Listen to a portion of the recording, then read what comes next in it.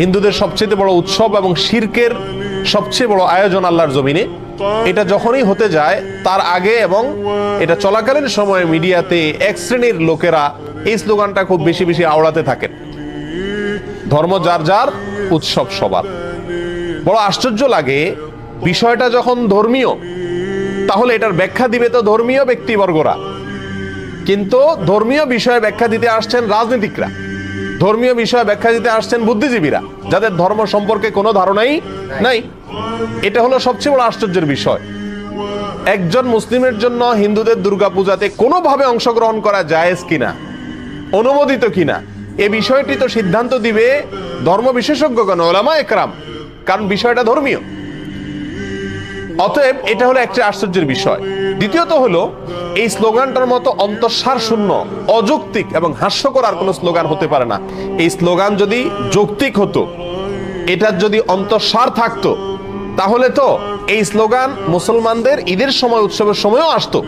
বলা হতো, হিন্দুদেরকে আহ্বান করা হতো, তোমরাও আসো, দোনো ঈদে অংশগ্রহণ করো।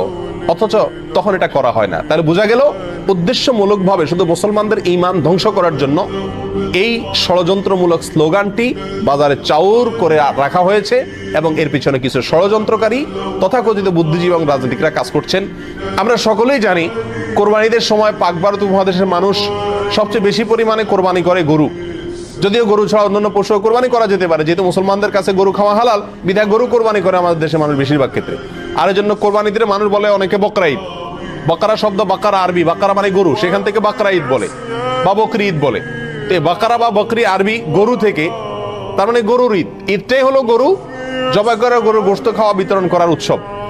তাহলে সেই কোরবানির ঈদে যদি হিন্দু ধর্মের লোকদেরকে আহ্বান করা হয় যে তোমরা আসো, গরুর গোশত খাও, তাহলে এটা তাদের জন্য অপমানকর হবে কিনা, তাদের জন্য কষ্টের হবে কিনা? কারণ তারা গরুকে পবিত্র মনে করে, গরুকে মা মনে করে, গরুকে পূজা মনে করে। সেখানে গরুর গোশত খাইতে যদি আসতে বলা হয়, তার মাবুদের, সে যাকে ইবাদত করে, পূজা করে, তার গোশত খেতে তাকে যদি আহ্বান করা হয়, তাহলে এর চাইতে বড় অপমানের আর কষ্টের কি হতে পারে? এই কারণেই কোন রাজনৈতিক বা তথাকথিত বুদ্ধিজীবীদের কেউই আহ্বান করে না হিন্দুদেরকে যে আসো, মুসলিমদের সাথে উৎসবে সামিল হয়ে যাও, কারণ উৎসব সবার। কেন? কারণ একজনের ধর্মীয় ইবাদত, একজনের ধর্মীয় উৎসব আরেকজনের জন্য বিপরীত হতে পারে। একজন মুসলিম নগণ্য থেকে নগণ্য, সাধারণ থেকে সাধারণ মুসলিমও জানেন যে ইন্না শিরকা লাযুলমুন আযীম, নিঃসন্দেহে শিরক, নিশ্চয়ই শিরক, এটা সবচেয়ে বড় অপরাধ। ইন্নাল্লাহা লা ইয়াগফিরু আন ইউশরাকা বিহি ওয়া ইয়াগফিরু মা দুনা যালিকা লিমান ইয়াশা। আল্লাহ সুবহানাহু ওয়া তাআলা তার সঙ্গে শিরক করলে এটা মাফ করেন না। আর শিরক ছাড়া অন্য যে কোনো গুনাহ আল্লাহ চাইলে যার জন্য ইচ্ছা তার জন্য কি করতে পারেন? ক্ষমা করতে পারেন। আর এই শিরকের সবচেয়ে বড় আয়োজন দুর্গাপূজা।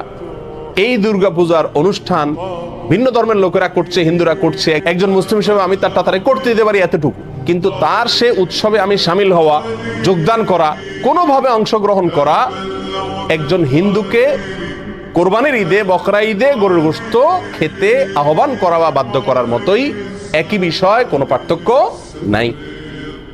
হিন্দুদের যে ধর্মীয় অনুভূতির কথা চিন্তা করে কোরবানির ঈদে তাদেরকে গরুর গোশত খেতে আহ্বান করা হয় না, ঠিক একই চেতনা থেকে, একই চিন্তা থেকে, একই লজিক এবং যুক্তি থেকেই মুসলমানদেরকে দুর্গাপূজা বা হিন্দুদের এই সমস্ত পূজার মধ্যে সামিল হওয়ার জন্য আহ্বান করা উচিত নয়। অন্যায়, অন্যায্য, অযৌক্তিক এবং অন্তঃসার শূন্য আহ্বান এবং দাবি।